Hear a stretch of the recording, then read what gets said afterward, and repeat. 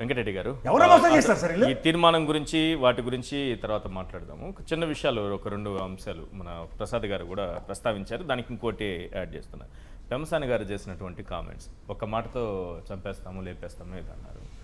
ఈనాడులో ఈరోజు వచ్చినటువంటి ఒక కార్టూన్, పార్టీ నాయకులు కూడా ఏదో పోలీస్ స్టేషన్కి వెళ్ళి ఫిర్యాదు చేశారంటే ఇప్పుడే వస్తుంది. వీళ్ళు చేస్తున్నది ఏంటి మరి? జగన్మోహన్ రెడ్డి గారు ఏదో అన్నారని చాలా బాధపడిపోతున్నారు. ఒకటి ఈశ్వర్ గారు, ముందుగా మీకు ప్యానల్లో ఉన్న అందరికీ, సాక్షి టీవీ ప్రేక్షకులందరికీ నమస్కారాలు. నమస్తే. ఒకళ్ళు ఆయనేమో అమెరికా నుంచి అర్ధాంతరంగా ఇక్కడ ఊడిపడి ఏదో అడ్డదారిలో ఈవీఎంల ద్వారా కేంద్ర మంత్రి అయిపోయాడు. అతనికి ప్రజాస్వామ్యం విలువలు ఎలక్షన్ అంటే ఏం తెలియదు కదా. అడ్డదారిలో డబ్బులు పెట్టి మంత్రి అయిపోతే ఏమొస్తుంది? ఎవరినైనా చంపేస్తాను రా, కంటి చూపుతో చంపుతా, మాటలతో చంపుతా, అంబటి రాంబాబు గారి ఇంటి మీద వెళ్ళి దాడి చేసినట్టు చంపుతా, ఎలా అయినా చంపుతా అంటున్నాడు. మనం బహుశా ఈ భారతదేశ చరిత్రలో నేను మాటలతోనే చంపేస్తాను లేదంటే డైరెక్ట్గా మీ ఇంటికి వచ్చి చంపేస్తా అన్నటువంటి పొలిటీషియన్ని మనం చూసుంటాం. ఎందుకంటే ప్రజాస్వామ్యంలో రేపు ఎన్నికలు, రేపు వ్యవస్థ, వాటితో మనం పనిచేయాలి, ప్రజలు మనకు ఓట్లు వేయాలి. ఏమన్నా మన ప్రజల ఓట్లతో గెలిచాం, ఏమన్నా కొద్దిగా ఉండుంటే ఎవరికి మాటలు మాట్లాడడం, మరి మళ్ళీ ఎలక్షన్ వస్తుంది కదా, 5 ఏళ్ళ తర్వాత మళ్ళీ మనం ఫేస్ చేయాలి కదా అని. కానీ ఏంటి, అడ్డదారులు అయిపోయాడు కేంద్ర మంత్రి. ఏం అనుభవం ఉందని అయ్యాడు, డబ్బులు ఉన్నాయని అయ్యాడు, ఈవీఎంలు మేనేజ్ చేసి అయ్యాడు. అందుకని ఏమంటున్నాడు, నేను అనుకుంటే మాటలతో చంపేస్తా అంటున్నాడు. మీకు అలవాటే, ఒక మాటతో చంపేస్తా అంటున్నాడు. అవునవును, మీరు ఒకసారి ఇటు చెప్పులేసి చంపేశారు కదా రామారావు గారిని, చెప్పులేసి ఇటు చంపేశారు కదా రామారావు గారిని మానసికంగా. తర్వాత ఆయన జెండాని, ఆయన పార్టీని, ఆయన అకౌంట్లని, తెలుగుదేశం పార్టీ అని లాక్కున్నారు కదా జయప్రదంగా. సో అట్లా మీరు అందరినీ ఒక మాటతో చంపేస్తారు. లేదంటే 6-7 గంటలు గంజాయి బ్యాచ్ని, తెలుగుదేశం ఎమ్మెల్యే మొగుడిని, ఇంకా గాలి బ్యాచ్ని అందరిని పంపించి ఒక 6-7 గంటల విధ్వంసం సృష్టించి చంపేయడానికి ప్రయత్నించారు కదా మొన్న. పాప రాంబాబు గారు దొరకలేదు, పాప లోపలే ఉన్నాడు కదా. సో అందుకని మీరు ఏదైనా చేయగలరు. జగన్ గారు అడిగిన దానికి సమాధానం చెప్పాలి కదా. ఏం అడిగాడు ఆయన? అయ్యా బాబు, అదాని డేటా సెంటర్, ఇది గూగుల్ డేటా సెంటర్ ఎట్ట అయింది? ఇదిగో మేము ఆర్ఎస్ఎల్ మెట్టలతో ఆల్రెడీ మేము 2022లో అక్కడ ఉన్నప్పుడే ఆల్రెడీ ఒప్పందం అనేది అడిగాము, దానికి సంబంధించి ఆల్రెడీ ఇక్కడ ల్యాండ్ అలొకేషన్ కూడా చెప్పాము, అది ఇప్పుడు వచ్చింది. దాన్ని ఏదో మీరు క్రెడిట్ చోరీ చేసుకుంటున్నారు, మీ మొహం చూసి ఎవరు రావట్లా.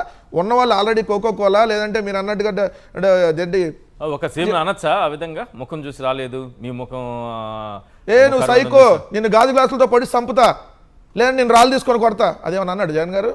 జగన్ గారు అందే ఉంది. ఈ మొహం చూసి ఎవడు రాడయ్యాడా? ఉన్నాళ్ళు పారిపోతున్నారు ఆల్రెడీ. మన 6,000 కోట్లు పెట్టుబడులు ఆల్రెడీ భూములు ఎలకేట్ చేసినాక, మాకు మీ భూములు వద్దు, మీరు రాష్ట్రం వద్దు, మీకు దండం, మీ కూటమి ప్రభుత్వానికి 2 చేతుల దండం పెడతాం, కావాలంటే ఎదురు డబ్బులు మీకు ఇస్తాం, మీ రాష్ట్రానికి రాంబాబు అని చెప్పి పారిపోయారు కదా. కోకోకోలా, జిప్సన్, ఏదైతే ఇవన్నీ, ఏదైతే ఆజాదీ కంపెనీలన్నీ, మరి అవన్నీ కదా చెప్పింది జగన్ గారు. మీరు ఇంత అప్పులు చేస్తున్నారు, ఏం చేస్తున్నారు అని క్వశ్చన్ అడిగారు. ఇదిగో అప్పులు చేసి పొద్దున్నే ఫ్లైట్ ఎక్కి మళ్ళీ సాయంత్రానికి ఫ్లైట్ దిగుతున్నావు, లేదంటే పొద్దున్నే వెళ్ళి హెలికాప్టర్ వేసుకొని సాయంత్రానికి మొత్తం రౌండ్ తిరిగి వస్తున్నావు, చెప్పాలి కదా ఏదో ఒకటి. అది అడిగితే నేను అనుకుంటే మాటలతో చంపేస్తా, మాటతో చంపేస్తా, ఏం చంపుతావు? చంపటానికి మీకు అధికారం ఇచ్చింది? ఇదే చెప్పు గుంటూరు ప్రజలకు, నేను అందరూ రేపు చంపేస్తా, ఎవడన్నా ఎదురు తిరిగితే క్వశ్చన్ అడిగితే ఓట్లు లేకపోతేనా అదే చెప్తాడు రేపు పొద్దున. అట్లెందుకంటారు? కాదండి, ఓ ప్రతిపక్ష నాయకుడిని కాదు ప్రతిపక్ష నాయకుడిని, అత్యంత ప్రజాదరణ గల నాయకుడిని నేను నిన్ను ఒక మాటతో చంపేస్తానంటే ఇలా కొట్టి చంపేస్తాడు, ఏముంది?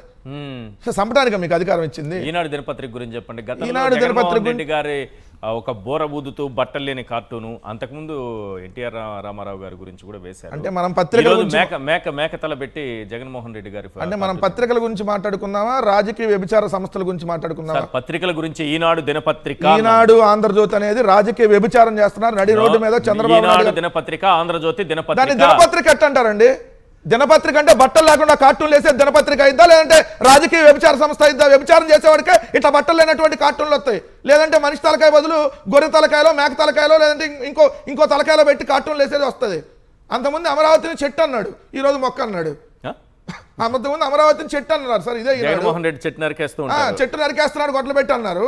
ఈ రోజు మొక్క అయింది, మొక్క చుట్టూ కంచేశారు, ఆ కంచె చట్టబద్దండి. అంటే ఏంటి, అమరావతికి ఎవరు ఆ కంచె లోపలికి రాకూడదు, మేము భూములు కొన్నాడు అదే సార్, మేము భూములు కొనుక్కున్నాడే రావాలి కాదండి. అసలు ఒక రాజధాని చుట్టూ కంచి పెట్టారంటే వాళ్ళు ఏం చెప్పదలుచుకున్నారు? దాన్ని ఎవరు రావద్దు, మేమే ఇక్కడ ఉండాలి. నోరు తెరిస్తే ప్రజా రాజధాని అమరావతి అన్నారు. ప్రజా రాజధాని కంచె పెడతారా? కంచె చట్టబద్ద అంట. కంచెట్ట ఈ చట్టబద్ద 50 లక్షల మందిని పంపించేసి 50,000 మంది 50,000 కుటుంబాలని 50,000 మందికి ఏదైతే ఇళ్ల పట్టాలు ఇచ్చి ఇల్లు కట్టించే కారణం చేస్తే కోర్టుకెళ్ళి ఆపారు. మళ్ళీ ఇళ్ల పట్టాలు మొత్తం క్యాన్సిల్ చేసి పడేశారు. అంటే ఏం తెలుసుకున్నారు? అమరావతి అనేటటువంటి ఒక మొక్కకి చుట్టూతా కంచె పెట్టాం. ఈ కంచెలో చంద్రబాబు నాయుడు బినామీలు తప్ప ఎవడు రాకూడదు. మీరందరూ ఆ కంచె బయట ఉండి పరాయాల్లాగా రాజధానికి దూరంగా ఉండండి, ఇసిరేసినట్టుగా ఉండి ఆ కంచె దగ్గరకు వస్తే కరెంట్ షాక్ పెట్టి చంపేస్తారా ఏంది? మరి వాళ్ళు పెట్టిన దానికి అర్థం అదే కదా. మరి ఆ పంచి అది అమరావతి అనేది మొక్కేంది, దాని చుట్టూతో కంచేంది. ఆ కార్టూన్ వేసినాడికి ఏమైనా దిమాక్ ఏమైనా పోయిందా, లేదంటే రాత్రి ఏమన్నా దిగలేదా, లేదా ఈ కార్టూన్ ఏంది బట్టలు లేకుండా మీకు అలవాటు. ఒక్క నిమిషం, రామారావు గారికి బట్టలు లేకుండా కార్టూన్ వేశారు, ఇవన్నీ మీకు అలవాటే. మరి ఇంత బట్టలు లేకుండా కార్టూన్ వేసేవాళ్ళు సార్, వాళ్ళు వేస్తారు వాళ్ళ బతికే అంత. రామోజీరావు బట్టలు లేకుండా కార్టూన్ వేస్తే వాళ్ళ కొడుకు ఇంకొద్దిగా బట్టలు లేకుండా ఫోటోలు వేయటం. ఈ మధ్య బాగా అశ్లీల నృత్యాలు ఎక్కువ చూస్తున్నారు తెలుగుదేశం వాళ్ళు, లైవ్లో వస్తున్నాయి కదా బాగా. నాగిని డాన్స్, కామెడీ డాన్స్ బాగా ఎక్కువ చూస్తున్నారు. ఈ కామం ఎక్కువ చూసి బట్టలు లేకుండా, లేదంటే మనిషి తలకాయ బదులు ఇంకో తలకాయలు పెట్టడం, ఇవన్నీ పోయే కాలం దాపరిస్తే ఇట్లాంటివి వస్తాయి. వాళ్ళ నాన్న కొన్నాళ్ళు బెడ్డ మీద ఉండి నాకు జగన్ మాయ పట్టిందో అదేంటో అన్నాడు కదా రామోజీరావు గారు. ఇంకా ఏమన్నాడు ఆ రోజు గుర్తుంది కదా, గుర్తుంది. అట్లానే ఇప్పుడు ఈయన అయితే నాకు నా తండ్రికి ఏం సంబంధం అయ్యా, ఆయన అవినీతికి పాల్పడుతున్న అన్నట్టు సరైంది, ఆయన పోయాడు కదా అంటున్నాడు ఈయన. అంటే ఆస్తుల్లో భాగమే కదా, అవినీతిలో లేదంటే. ఇప్పుడు ఎక్కడి నుంచి వచ్చాయి? పేపర్లో భాగం కావాలి, టీవీలో భాగం కావాలి, ఏదైతే ఆస్తుల్లో మాత్రం భాగం కావాలి. కానీ వాళ్ళ నాన్న చేసినటువంటి అవినీతిలో మాత్రం నాకేం సంబంధం, పోయాడుగా కోర్టులో చెప్పాడు.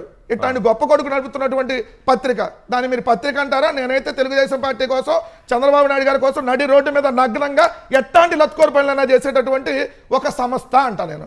ఇది నా దృష్టిలో. రైట్, పాయింట్ ఏం లేదు సార్. వాళ్ళు 2500 ఎకరాలు ప్రజా క్యాపిటల్ అని చెప్పి పేద ప్రజల కోసం అలకేట్ చేశారు. ఇవాళ మళ్ళీ దానికి కంచేసి పేద ప్రజలకు ఇచ్చిన జగన్మోహన్ రెడ్డి ప్రభుత్వం రిట్ ఆఫ్ మ్యాండమస్ తీర్పు అంటే పేద ప్రజలకు సంబంధించిన ఏవైనా సరే ఇలాంటి డెసిషన్స్ తీసుకోవచ్చు. కానీ ఈ ప్రభుత్వం తీసుకున్న నిర్ణయాలు మాత్రం వాళ్ళు ఆక్షేపించరు, ఇంప్లిమెంట్ కూడా చేయరు. ఆక్షేపిస్తారు కానీ ఇంప్లిమెంట్ చేయరు. ఇది గ్రహించాలి ప్రజలు.